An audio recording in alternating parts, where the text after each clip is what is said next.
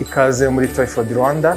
Nukuri turabashimiye kubwo guhitamo gukorana natwe, mwigomye amaproje agiye atandukanye, mwifuza gukorana natwe mu by'ubwubatsi, muratugana tubaha amakaro meza, amakaro aramba, amakaro arwanya imidite.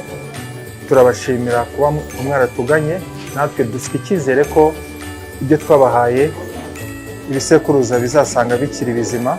Mwarakoze cyane. Kubw'ibyo rero ubu ni wo mwanya dufashe tubashimira uko twakoranye uyu mwaka wa 2021, tubasezeranya kuzarushaho kunoza serivisi tubaha binyuze mu kubatega amatwi. Turi kumwe kandi ntago tuzabatenguha kuri produit nziza nshya zigezweho n'inama nyinshi kandi nziza nkuko tubikora. Muzagire impera z'umwaka nziza, kandi umwaka musha wa 2022 uzabera umwaka wo kwaguka mwe n'imiryango yanyu, kandi Uwiteka azahaze ibyifuzo byanyu. Murakoze. Twyford